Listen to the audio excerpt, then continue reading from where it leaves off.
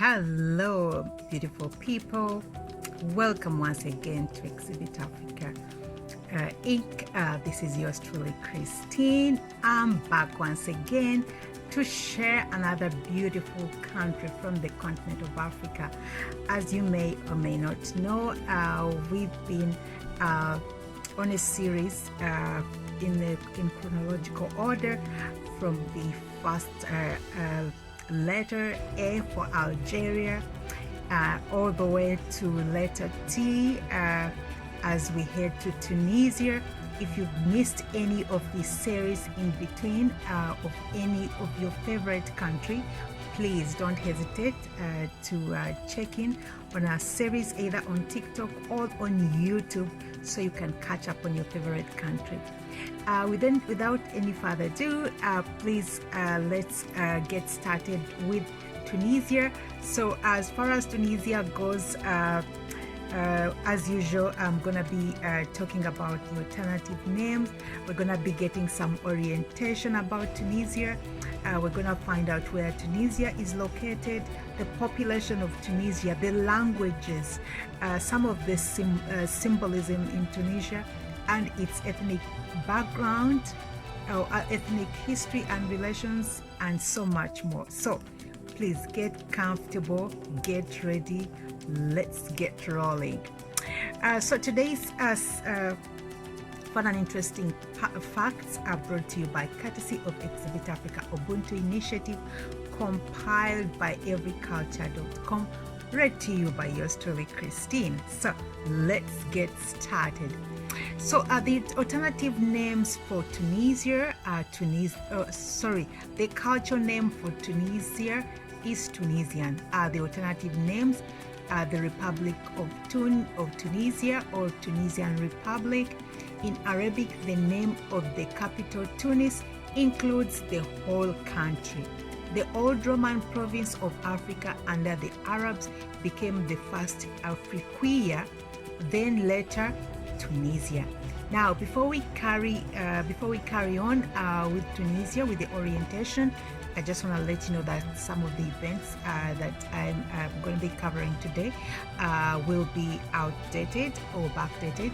So please feel free to update us in the comments with any current information. And also, there is quite some tongue twisters and exotic names, so I'm going to do my best to pronounce them to their exact pronunciation, and I hope you can bear with me as we roll on with Tunisia. All right, so let's get started. Originally, Tunisia was a satellite town of Carthage, located 6.2 miles inland from the Mediterranean Sea. Carthage, with its port, was the historic urban center in the region from the 9th century BCE through the 8th century CE. Since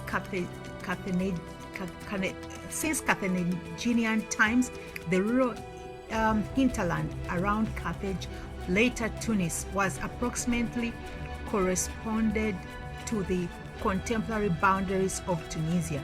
It has sometimes been part of a large empire, as when it was the Roman province of Africa, sometimes an independent unit, as under the medieval Hafsid dynasty, but always distinct. Today, Tunisia is part of a larger Arab world with which it shares a language, many cultural elements, including political identification. Within the border identity, the sense of Tunisian uniqueness remains strong. All right, so let's move on to the location and geography of Tunisia. Tunisia is located in North Central Africa between Algeria and Libya, with an area of 63,200 square miles. It has a lengthy Mediterranean coast and is very open to Mediterranean influences. Tunisians are maritime people and have always maintained extensive contacts by sea with other Mediterranean countries. The main cities, all on the coast, and contemporary development, including tourism, is also concentrated on the coast. Some ecologically significant wetlands are found along the coast.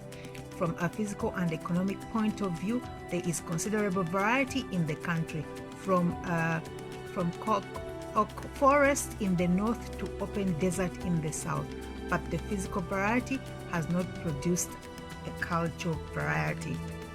Mountains play a role in Tunisia as determinants of climate variation and refuge for political outsiders. A chain of mountains separates the grain-producing areas of northern Tunisia from the high dry plateau to the south, where animal husbandry dominates the semi-arid coastal areas where olive cultivation is common.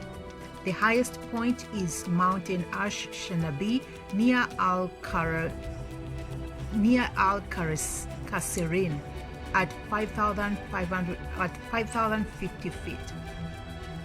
The country is heavily dependent on rainfall, which falls mostly between September and May, and in northern Tunisia averages around 20 inches a year.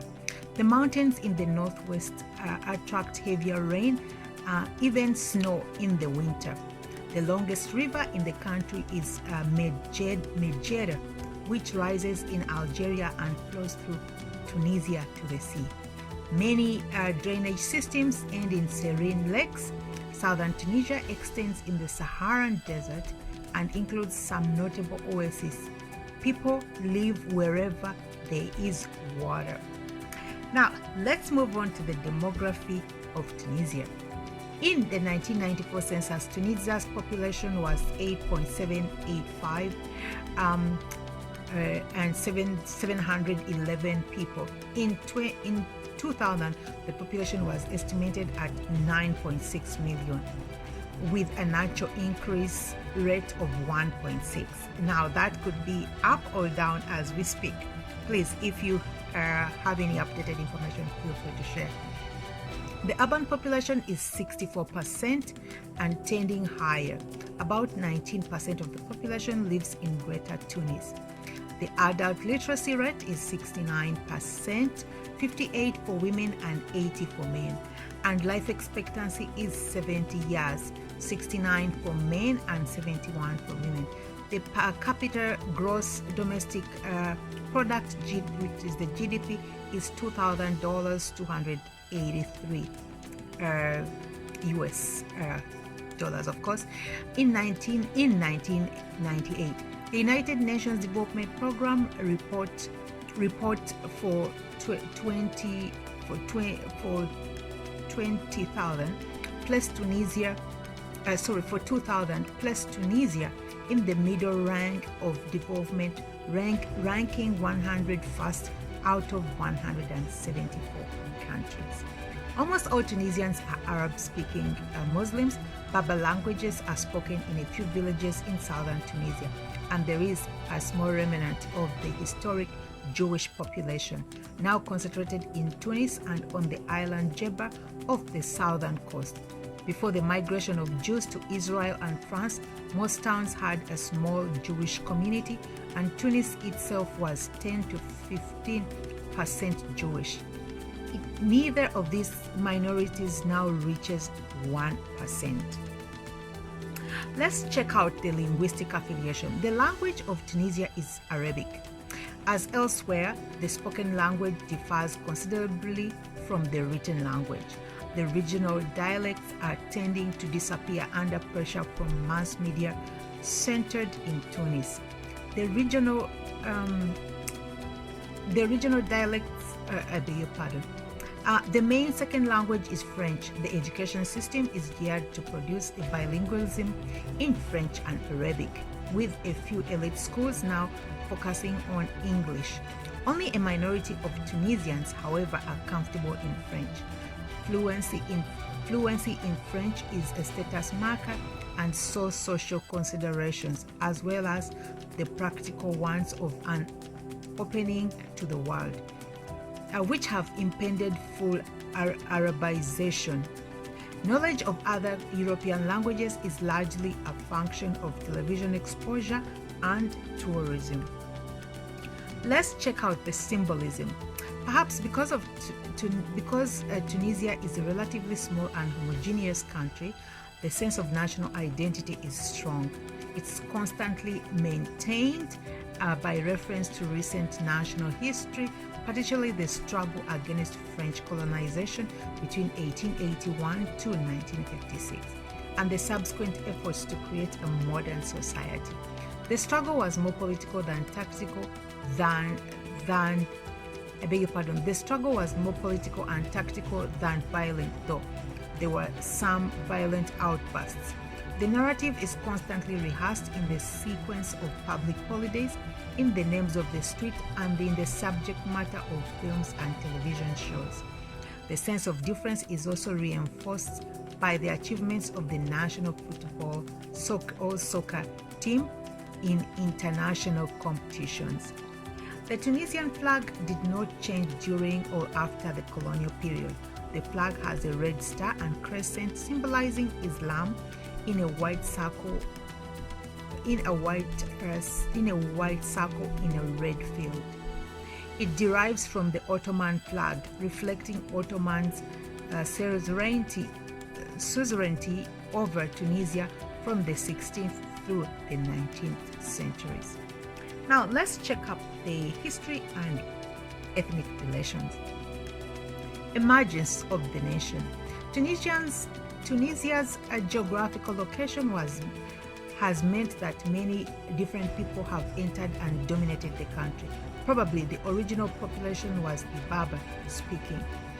The parade of invaders began with the Phoenicians, who settled Carthage, used it as a trading base, and eventually entered into a losing conflict with Rome. Under the Romans, who dominated Tunisia for several centuries, Christianity also entered the country. After the decline of the Romans, the Vandals invaded from west, followed by the Byzantines, reconquest from the east. The Byzantines were replaced by Muslim Arabs from the east, but by land in the 7th century. Tunisia has been predominantly Arab-speaking and Muslim since then. Though dynasties have come and gone, after the 1574, Tunisia was incorporated into the Ottoman Empire. The Spanish held parts of Tunisia briefly before the Ottomans, and the French ruled Tunisia during the colonial period from 1881 to 1956. Tunisia was ruled by the Hussein dynasty of Beys from 1705 to 1957. The Beys of Tunis and their government tried to construct a modern Tunisia during the 19th century to fend off stronger European powers. After France took over Algeria in 1830, pressure on Tunis grew. In 1881, the Bey of Tunis accepted a French protectorate over the country. France set up a colonial administration and facilitated the settlement in Tunisia of many French and other European, mainly Italians. About a generation after the establishment of the protectorate, a national movement emerged, seeking a modern and independent Tunisia. The Destroyer Constitution Party was founded about 1920, and in 1934, an offset known as the Neo-Destor Party became dominant under the leadership of Habib Bourguiba, that is from 1903 to 2000. Parallel to the political movement, a strong labor movement also emerged, usually working together. The political and the labor wings struggled against French colonialism until independence in 1956. A republic was declared in 1957 with the Bourguiba as the first president. The independent government carried out many social reforms in the country with regard to education, women's status, and economic structures. During the 1960s, the government followed a socialist policy, then reverted to liberalism while retaining a substantial state involvement. In 1887, Bourguiba also declared senile and replaced by Zine El Abidjan Ben Ali in 1936. But without a major shift in policy, contemporary policy is pragmatic rather than ideological. Now, let's check out the national identity. By the end of the 19th century, Tunisians distinguished between Moors, Turks, Jews, Berbers, Andalusians, Arabs, and various sorts of Europeans. Few of these distinctions are relevant today. Some groups were assimilated, others, such as the colonial Europeans, eventually retreated. None of the invasions and population movements left traces in the ethnic structure of the country. The geography of the city of Tunis and its hinterland, the effort to create a national culture have proven stronger than diverse ethnic origins in shaping Tunisians' identity. Now let's check out urbanization, architecture, and the use of space. Tunisia is dominated by its capital city, Tunis. The other main cities are along the coast and include Bizerte, Sousse, Sufax, and Gibbs. These pre-colonial towns have had an older nucleus, or Medina, surrounded by modern administrative and residential neighborhoods and slums. The classical town in Tunisia includes a main mosque, a market, and a public bath. All these three cities are interaction. Friday prayers are essential links to the urbanity. The market attracts people for trade, and the mosque and exchange, and the public bath expresses a certain concern with personal cleanliness from a time when houses did not have their own bathrooms. The cities are well supplied with water, electricity, and other public services. Garbage and sewage, formerly just dumped, are now treated and sometimes recycled. The old urban neighborhoods contain magnificent examples of traditional Islam urban architecture, both public buildings such as mosques and markets, as well as elite residences. Houses rich and poor are built around a courtyard, which serves as a family workspace away from strange eyes. Entrances are designed to prevent passers from seeing into the building. The older pedestrian neighborhoods are often not readily accessible to automobiles, while the newer suburbs are built with cars in mind. Generally, buildings in Tunisia are painted white with a blue trim. Some rural people live in villages but away from the coast. Many live in scattered homestages near their fields. People seek privacy by distancing themselves from neighbors. Formerly, Tunisia had a substantial nomadic population which lived in tents, but this is now exceptional. Water scarcity is a problem for Tunisia. The annual per capita availability of renewable water is low and puts Tunisia in the water scarce category. Tunisia has managed to tap all its water resources and to provide for all urban areas and some rural areas, but the system is stretched to its limit. Rural people may have to haul water from distances and with considerable effort. City water is brought from distant mountains, since the coastal areas rely heavily on rain alone. Let's look at the food and economy. Traditional Tunisian cuisine reflects a local agriculture. It stresses wheat in the form of bread or couscous, olives and olive oil, meat, above all mutton, fruit and vegetables, couscous or semolina, wheat prepared with a stew of meat and vegetables in the national dish, and most people eat it daily in simple forms and in more complex forms for celebrations. Bread with stew is a growing alternative. Tunisians near the coast eat a lot of seafood. Eggs are also common. Tunisians tend to eat in family groups at home, and restaurants are common in tourist areas and for travelers. In the countryside, tea is served in preference to the urban coffee. Tunisians also fast from dawn to dark during the month of Ramadan. Let's move on to the food customs at ceremonial occasions. Sweet or colorful dishes symbolize religious holidays, usually in addition to couscous for weddings and other happy occasions.